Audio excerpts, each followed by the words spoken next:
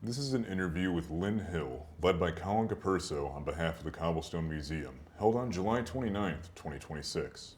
A man whose roots run deep in Orleans County and whose contributions to preserving our local heritage are truly remarkable. Lynn's family history is woven right into the very fabric of Orleans County. His grandfather, Herbert Hill, was well known as a job printer in Knowlesville, and the print shop equipment that once belonged to Herbert now stands as one of the museum's treasured exhibits, donated by Lynn's father and uncle. But Lynn's connection to the museum goes far beyond that donation, as the Cobblestone Church holds a very special place in his heart. It's where his daughter was married, tying his family's story even more closely to this historic landmark. A man of many talents, back in 1981, he helped supervise and create a video documenting the Cobblestone Museum, a project born from his passion for filmmaking. He taught a 2-week film class where students made small movies for people, and he's filmed everywhere, from right here in Albion to as far away as Alcatraz in Indonesia. And if you've ever been to the Orleans County 4-H Fair, you've likely heard Lynn's voice calling out bids at the livestock auction, a role he has taken on with pride and enthusiasm for many years. Lynn, thank you so much for being with us here today. Your family's story, your passion for preserving history, and your decades of community service make this conversation something that we've been looking forward to for a long time. Let's begin. Well, to get us started off with family legacy and the print shop that now stands on the museum's campus, your father, or grandfather, sorry, Herbert Hill, was a well-known job printer in Knowlesville. What can you tell us about him and what it was like growing up with such a family legacy? Well, my grandfather was passed away by the time I was born, actually. And my grandmother lived with us for, a number of years. And they were farmers. I mean, that's what he did for a living, is farming. And like I said, I never met the man. Well, part of with what's the equipment now in the print shop at the museum, your father and uncle helped donate that to the museum. What ended up prompting that decision, and what did it mean to your family to see that legacy preserved now? Well, my uncle had it had it in his house for a number of years. My cousin even had his wedding invitations printed on it, and they didn't want it to just deteriorate, so they decided to donate it to the Cobblestone.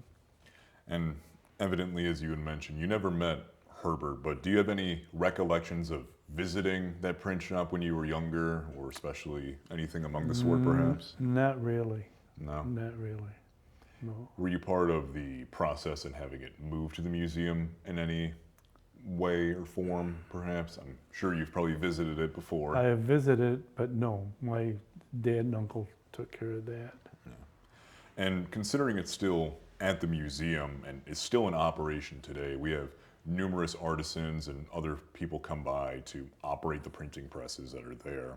What do you think your grandfather or your family would say if they saw visitors learning about that craft all these years later?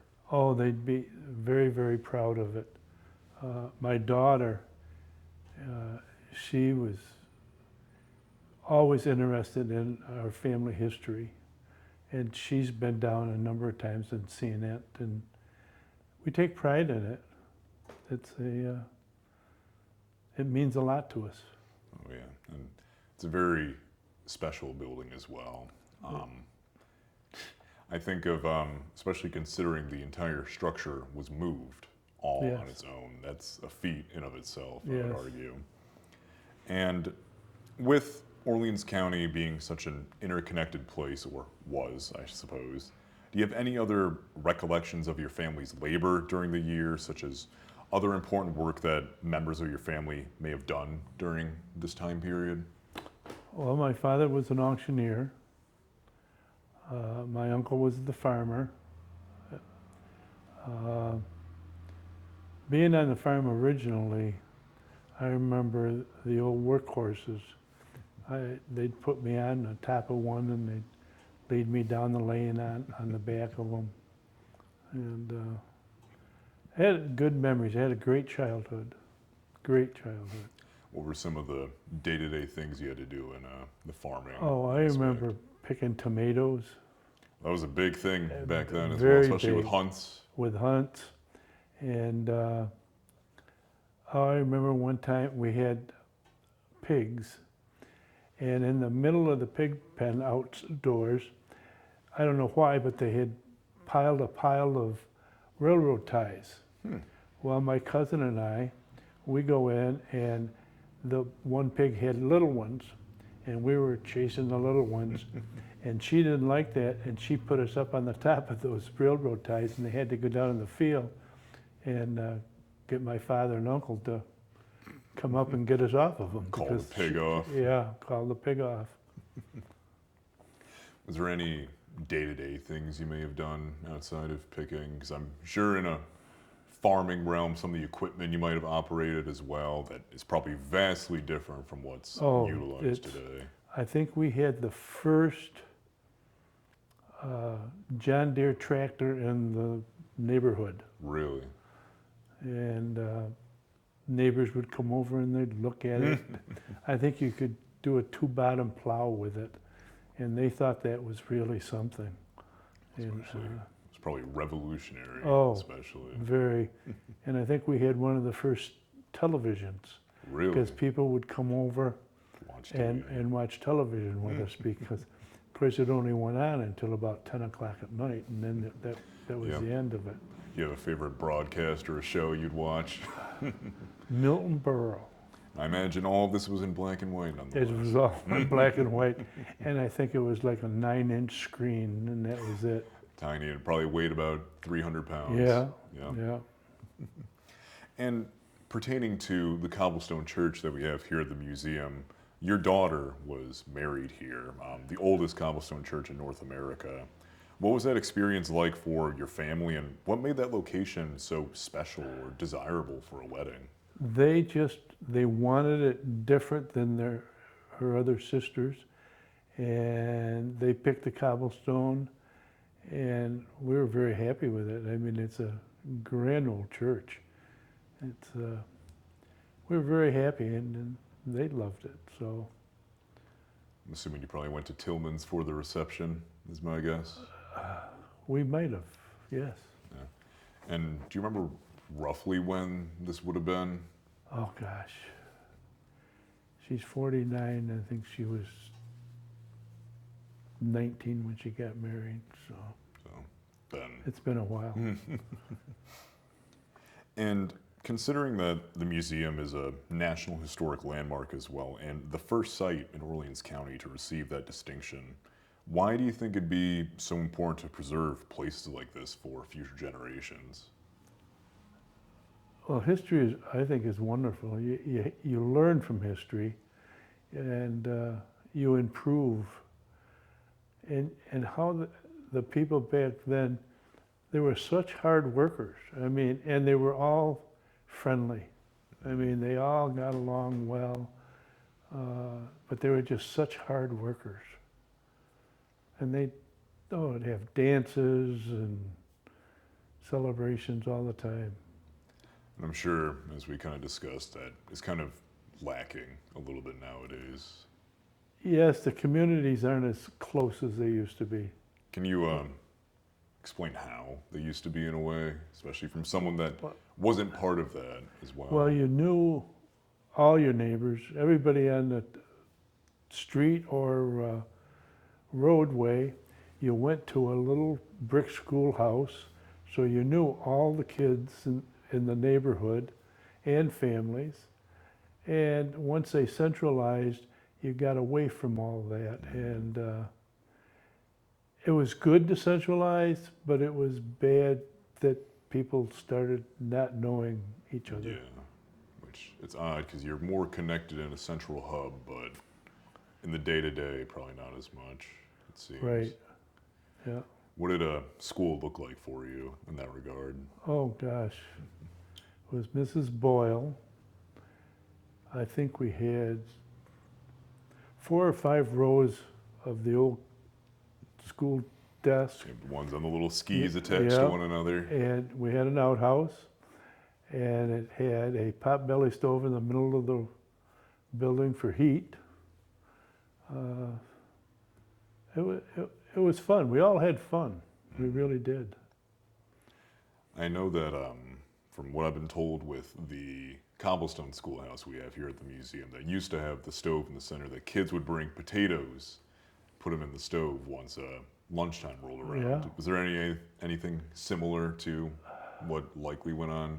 Well, when we moved to Barry, I went to a two-room schoolhouse, which we thought was huge. Yeah, you're And moving your way up. And it had indoor johns, but at recess time you could go out and there was an apple tree. On the other side of the apple tree you could throw snowballs, I remember. On the other side you couldn't. And of course in the winter you'd get wet by playing in the snow, Yeah. and then they had these big floor registers, and if you got real wet you went and sat on that until you dried out. So I imagine that to the disdain of kids that didn't make it to that one side of the tree Yeah. right there, that they got pelted quite a bit. Yeah. And then, especially in line with the print shop that your grandfather had worked in, which was moved here in the late 1970s, you've also, from my knowledge, participated in other events that are in relation to the museum to some degree. Can you share perhaps a favorite event or something that you've been involved with here that Well, one of the stands out things, to you? my dad was an auctioneer, and years ago, we had the Cobblestone Association had an auction, and we'd auction to raise money for the Cobblestone Association.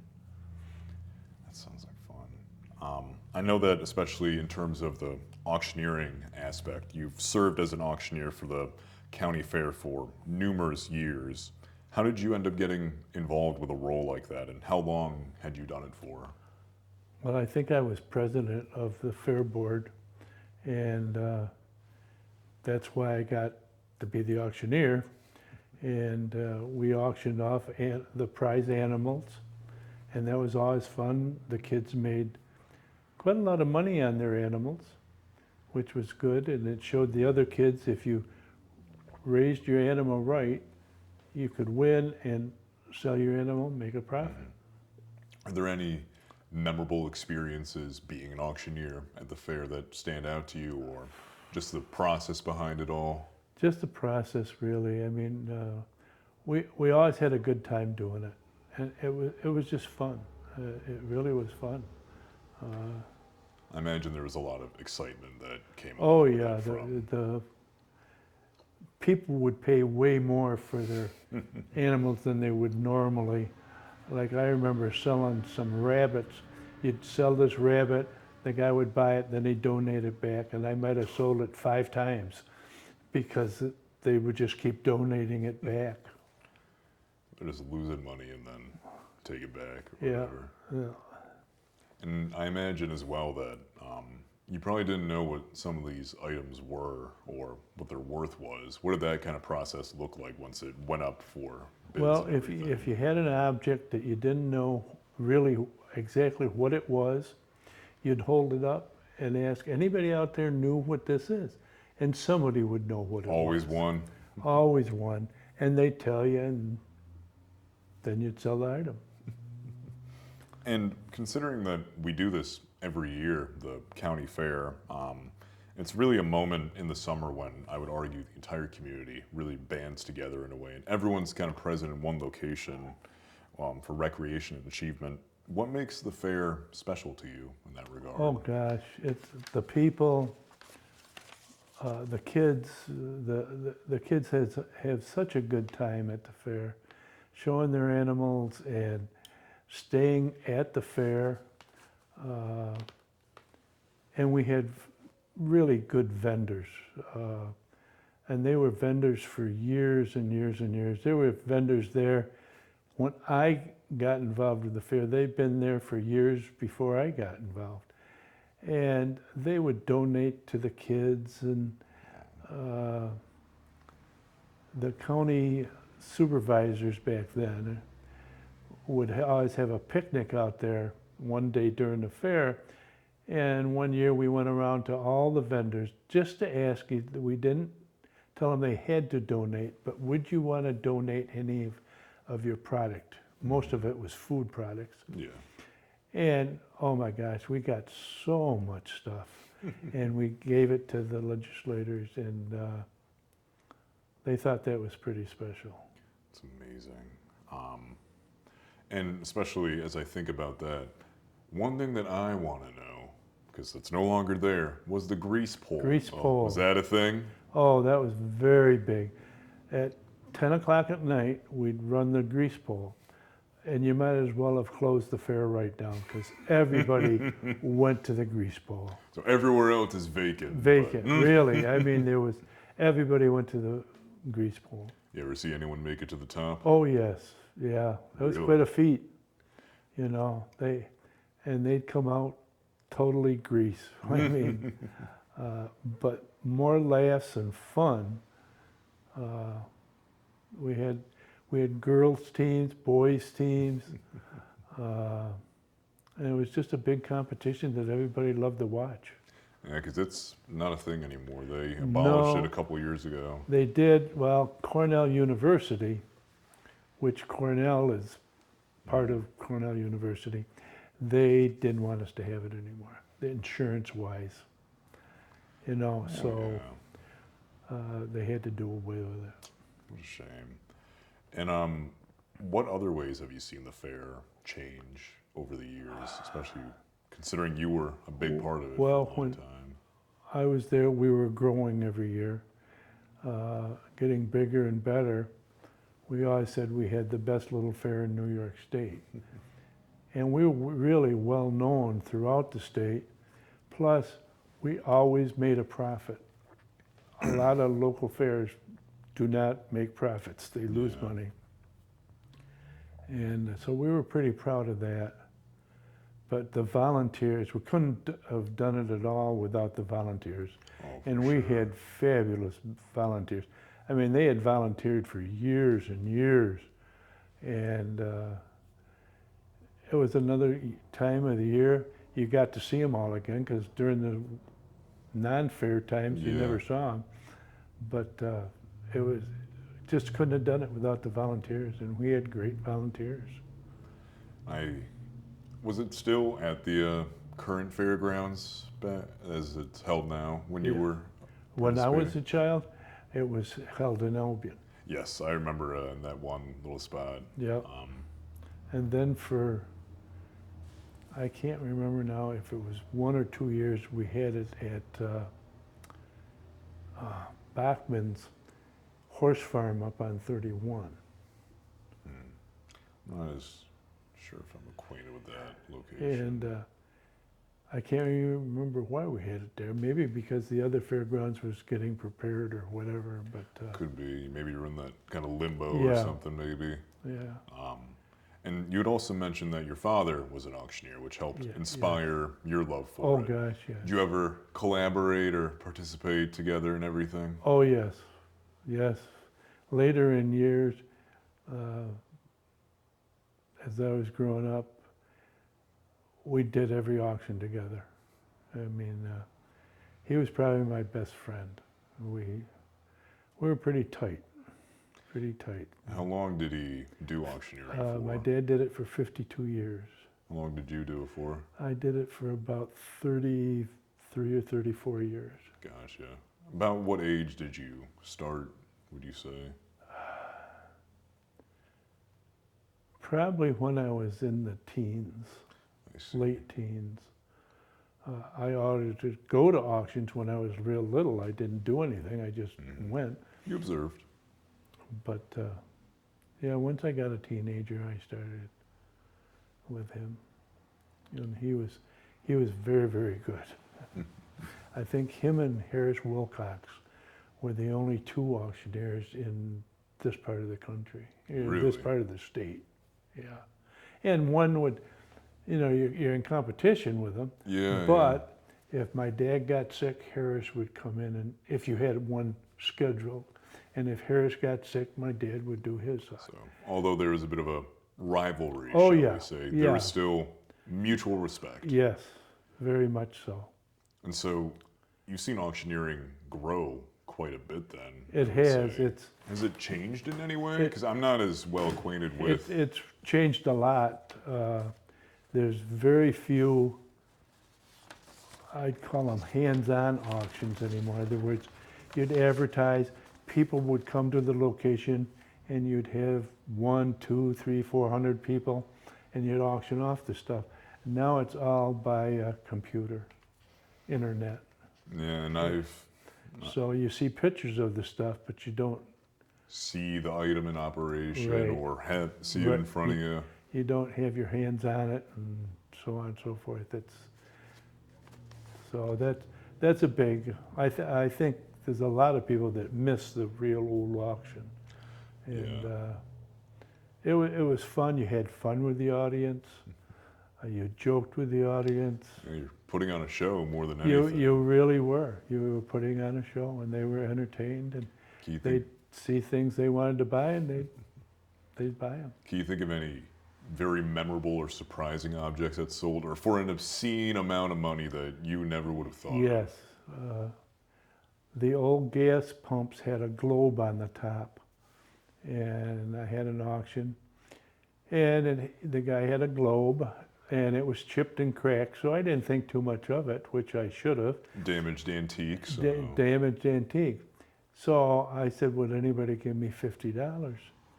And by the time we ended up selling it, it went for $7,000.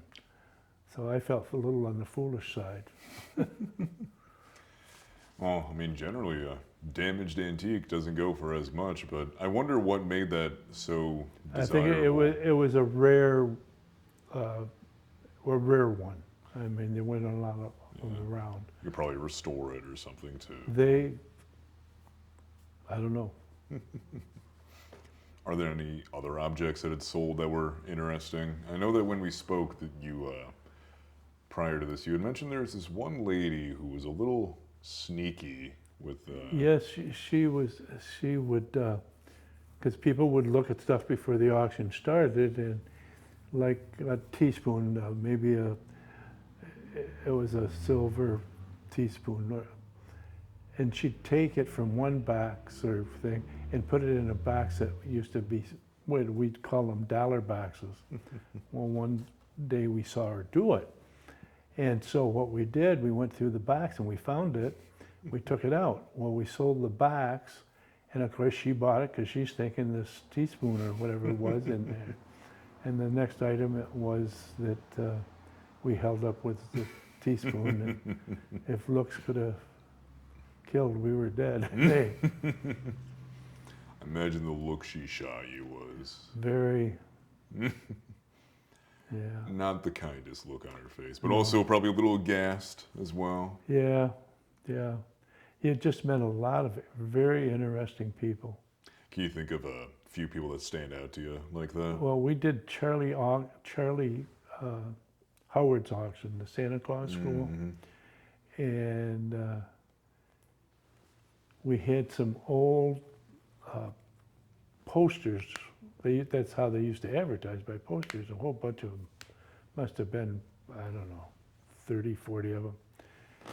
And the guy in the back of the tent, he ended up buying them. And people, well, you don't know him.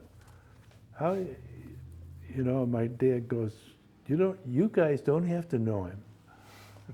He bought them, he's in good health, Yeah. and he was from California. And he'd get 3 times a month for the posters that we would get out there. So he came all the way out here Yeah. just to buy. I wonder where that's off to nowadays, the poster and everything. Where they are now, I have no idea. But yeah, that was surprised. We would get people from really all over, because some of these antique dealers in other states, they'll take a month or something and tour, say, Western New York. We had one gentleman that came from Missouri, and every year he'd come and he would buy, he'd pay a lot of money. We thought it was a lot of money for the items, but he'd go take it to, he ran an auction house down there once a month, and he'd get 2 or 3 times as much as we would get. It's so wild. Depends on where, items would sell cheap here, and other things would be expensive here. I mean, it depends on part of the country. Especially, I'm sure, with the demand or Oh, the yeah. availability, perhaps. Yeah. Um, An antique, people think antiques, well, it's old. Yeah, but if there was 1,000,000 of them, they're not Not as rare. It's the valuable. rarity. yeah, It's what really makes it. I mean, For old sure. counts a lot, but it's rarity. And you had mentioned with Charles Howard and everything. Did people in your family know or interact with him? Oh, yeah, my dad did a lot. Is there any anecdotes you ever shared about the gentleman or something along the sort? Not really. It's just that Charlie Howard was the Santa Claus in the Macy's Day Parade. Yeah. Which, it's fun looking at that, Yeah. thinking about the And small Orleans County right. all the way out there. And he had a Santa Claus school. He had reindeer. He owned a flock or up in Alaska, and then they'd send so many down, and he'd keep them for a while, send them back, and get new ones. Because of the heat down here. Yeah, I can't imagine they'd fare very well. I'm assuming the kids adored seeing that. Yeah. Oh, it was quite a place. I mean, it put Albion on the map, really. Oh yeah, and I mean, I know that we have other figures around here that have had small contributions. I think of Henry Porter, the Disney animator that put the rat trap in the Disney film Cinderella. Yeah. I think, if I remember correctly, you had mentioned that Howard and Disney were. They were going to do a project together, but I guess it never ended up happening. But Yeah. neither of them really thought of what something would cost. They weren't financially. They just would come up with an idea. Let's do it, and they'd do it. And Maybe be in the red for a little while or Yeah. something. yeah, Maybe. I think I remember you saying that Howard's wife was a bit of a spender. yes, yeah, Well, it's a shame they didn't get any money off of that auction, huh? yeah. And then also here with the museum altogether, I understand they helped supervise and create a film in 1981 about the Cobblestone Museum. What inspired you to document the museum and what that particular moment in time looked like in your Well, career? I worked for Kodak, and I worked for the motion picture department. And what they had a number of instructors, like 2 or 3. They were the best that Kodak had as far as filmmaking. And what we would do, they'd ask, let's see, what's interesting to do? And I said, geez, we got the Cobblestone Association.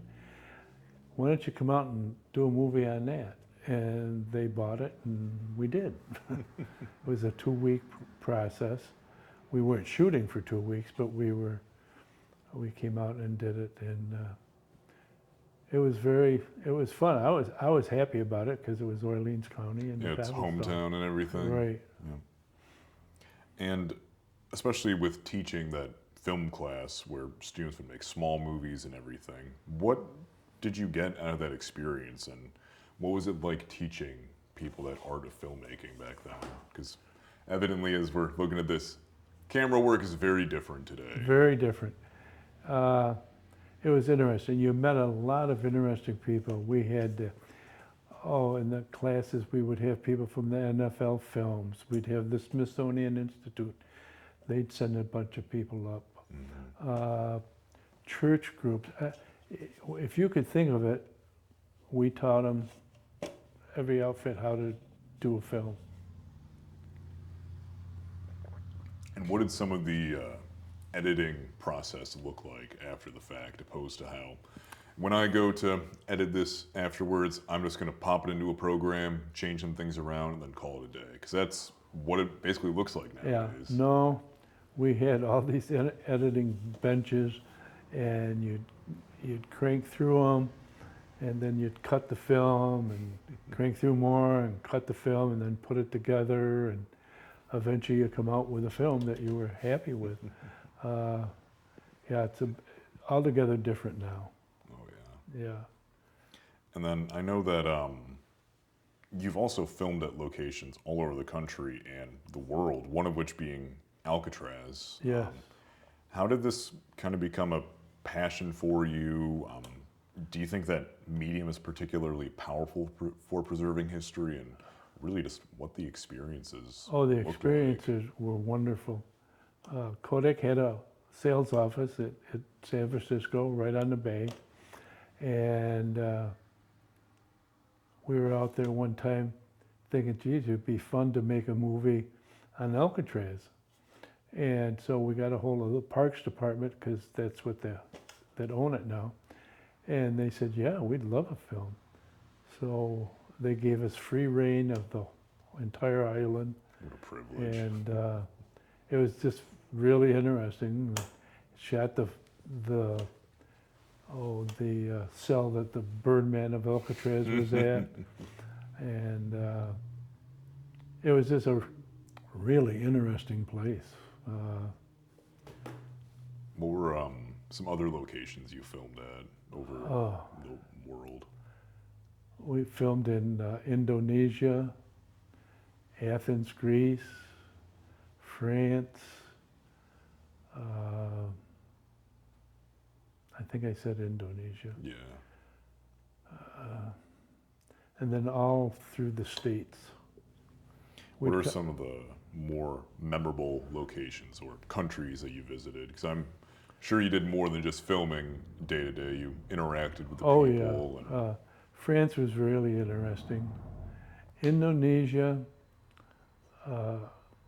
interesting but different. Abu Dhabi, we did a thing in Abu Dhabi, and that was completely different. And we always had salespeople that worked for Kodak that were stationed over there, and they spoke the languages because we didn't speak the languages. Your translator, yeah. And they would translate for us, and it was just really interesting. I mean, I got to go to places I would never go to, Yeah. and I couldn't afford to go to. But then I got to go to some places that, well, was all right. Well, especially being part of Kodak in that realm, which one that I think goes to show how worldwide the industry was. But Oh. what did some of that process look like in terms of going to Indonesia, for example, and going through the filming and interacting with people, and what it even looked like getting off of the plane or anything like that? Like Abu Dhabi, you got off the airplane, and the airport was unbelievable. It was all marble, and it was just gorgeous.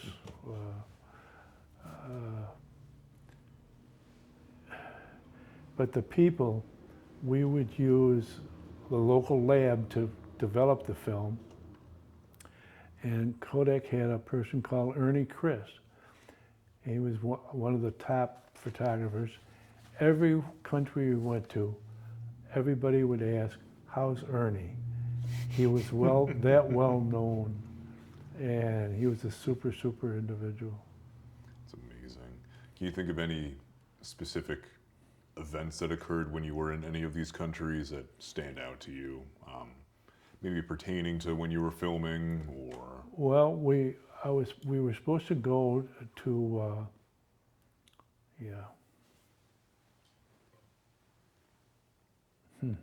can't even think of the name, Kuwait, and do film. Well, at that time, Hussein was having a war with Syria, and so we called Kuwait and said, we go out in the streets and shoot film and stuff. Oh, the army has to go with you. So instead of going to Kuwait, we went to Abu Dhabi. I can't imagine how it'd feel walking around with an entire military surrounding you. Yeah. When we went to Abu Dhabi, we went through Beirut, and they parked the airplane way out, and the military would guide you with machine guns and stuff. There wasn't a window in the airport. They'd all been shot out. And that's when the Marines all got killed over there. I can't imagine walking through and having people pointing. Yeah, it it was nerve-wracking, but I can imagine. you do what you got to do. What do you think, when you think back to Indonesia, and especially even France, what were some of the biggest differences opposed to what home life looks like here, to what? Oh my gosh, people in this country do not realize how well off they have it. We take everything for granted, and even back when I was doing it, refrigeration wasn't a big thing over in Europe. Not everybody had a refrigerator. That's why they went to the market every day, bought their fresh bread and vegetables and stuff. It's just completely different worlds. And then in our possession that I handed to you, we have a roll of 16 millimeter film, which is the same one that possesses that 1981 video of the Cobblestone Museum campus. What did that process look like when you were filming here? The people you interacted with, the takes in the films, or the small shoots you would have done of the buildings that we had around here? Well, I think we did every building, not this one, but the other buildings. Yeah, because some of them are new opposed to when that was filmed. And they had brought in a gentleman that worked in the horseshoe or The harness shop? harness shop. Yep. And it was just so interesting. You learned that you were from here, but you didn't know a lot, so you learned a lot by doing it. And it was fun. I see that being a common trend with people from around here, where I will be giving a tour to them and they'll say to me, yeah, I've driven by here for 20 years, but never checked it out. And I think we can probably both agree that it's important to explore the parts of your hometown. Oh, yes. The way they did things years ago, I mean, the architecture, the buildings, how they did it, and they didn't have the tools we have today. No. You know, it was manual labor, right? And it's just fascinating. That was one thing about France. The buildings were just, and they've been there for hundreds and hundreds of years. It was just fascinating. I mean, especially thinking of the cobblestones around here themselves. You're not going to find that out in California or anything. It's really only unique to here to some degree. It's kind of Western New York. Yeah, you will find some out in the Midwest, but nothing like what we have here. And, no. I mean, this is the spot to find cobblestones. And one of the people you interacted with in this video from 1981 was former county historian and former museum director Bill Lattin. Yes. What was it like working with him on this video? Because he was much younger at this point. So was I. When I went to school with Bill, I knew his dad, and it was a fun thing to do because Bill really knows his historical things, and if you ever want to sit down with him, he's got more stories than I don't know. And he can tell you everything about Orleans County, and we're a pretty good county, or we were anyway, and just hard workers. Yeah, I was going to ask as well, in what ways have you seen Albion, Barry, the county as a whole change over the years? And Albion has really gone downhill when I was a child growing up. Most small towns have a very hard time of making it today. yeah. Medina, they're doing rather well, but they've got a very good Chamber of Commerce. But you take like Holly, they don't even have a grocery store anymore. Or Yeah, Save-A-Lot's gone. Yeah, the bank is now an ice cream shop because I'm originally from there. I remember when Save-A-Lot was Jubilee when I was a kid. Yes. Yeah. And so the county's changed a lot. Some for the good, some not for so good. Yeah. But I think it's a great place to live Hmm. and bring up a family. I wonder then, especially what the kind of day to day and the businesses look like around here. Because nowadays you go to Tops or Walmart to do your shopping, but I know that those weren't a thing at one point. No, no. Well, you had your butcher shop, you had your bakery, you had your grocery store, which was much smaller. The five and dime. Five and dime.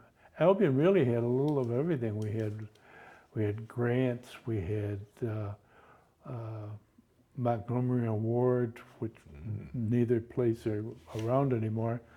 But we had a nice little town, and it's too bad it's not the same. But families aren't the same either. Everybody lives everywhere in the country, not just down the Yeah. road or the next town over. And can you think of anything in your lifetime that maybe in terms of building or community that really strikes you as very apparently different from what you used to have? Well, in this regard? I went to school in the old grammar school, and now it's all apartments. Yeah.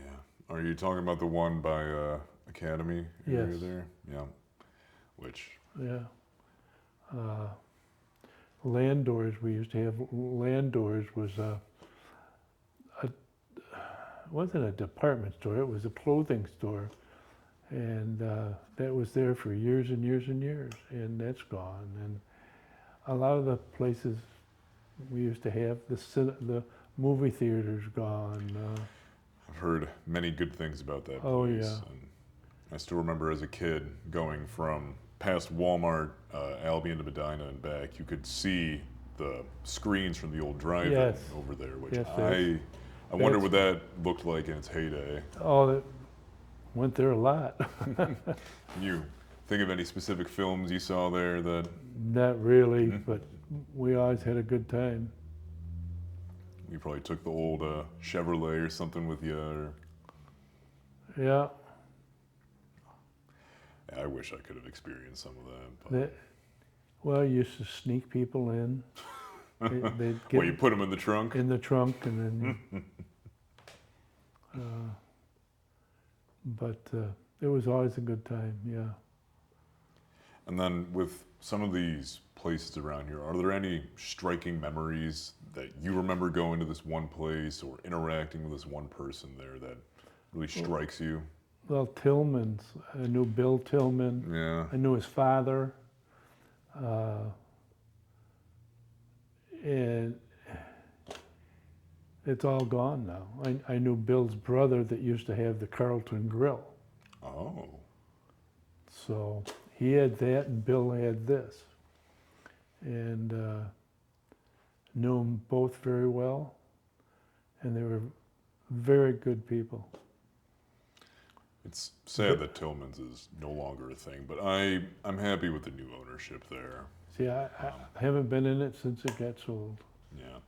Well, Bill and I go there every Thursday for wings and beer. So That's good. I'd say that there's still a nice community that Yeah. goes in and out. They're regulars, people that you know and can interact with. But Tillman was the place. Once you got out of high school, you graduated, And you go over there and to you work. came home visiting, everybody met at Tillman's. Hmm. You know, that was the gathering spot. And I'd say in some ways it kind of still is to some degree. Yeah. I'd rather there than the Village House. Oh, yeah, yeah, yeah. But like, again, that used to be Wolcott's Dairy. That I didn't know. Oh, the Village House was. And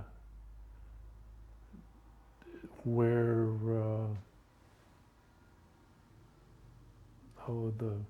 the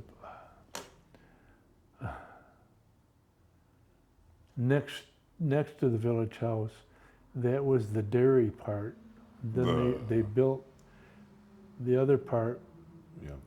but they had a dairy in Holly, Medina, and Albion. Assume that went Yeah. under a long time ago. Yep, a long time ago, that's right. Well, I'm sure it's sad to see a lot of these businesses just die and fizzle out because it really is part of that fabric of the community in some way. Oh, yeah. I mean, everybody felt really sad when Brown's Berry Patch ended up I'm leaving. still sad about that. I spent a lot of time as a kid up there. It's, but things change. Everything is changing all the time, and like I said, some for the good, some not so good. And with everything put together here as kind of a closing piece of it all, are there any questions that I should have asked, or is there anything that you'd like to talk about that we didn't get around to discussing today about printing, the museum, filming, or auctioneering, all the experiences you've had that maybe we didn't get around to? No, not really. I think you covered about everything. Yeah. Yeah, I know that a lot of it's very different than it used to be, but it's, again, also important to have documentation of what it all used to look like in some sort of way. I think so. I think people in the future will look at something like this and they'll go, wow, you know, Orleans had more things than we thought. I mean, we got a beautiful courthouse. Oh yeah, that square is gorgeous. So, I mean, and we had the old Swan Library. I miss that place. Yeah. I do like the Hogue though. It is nice. Oh, but, very nice. Very nice. but I do miss the small, kind of quaint Yeah. Swan. But they've done amazing things with the library now. And they use the library a lot Oh, for yeah. all sorts of different events and stuff. Events, there's classes held there. There's so much going on. Yeah. It's important. And I know that during COVID and other things, they'd have internet for people that the families that couldn't access Right. it and stuff like that. Yeah. But yeah, with all this put together, I thank you so much for your time today, Lynn. It was a pleasure to talk to you about everything that we have here. And I know as we discuss it, this will be immensely important for our posterity and future generations to come, getting a window into what this place used to look like and how it's changed over the years. Well, thank you. Of course, absolute pleasure.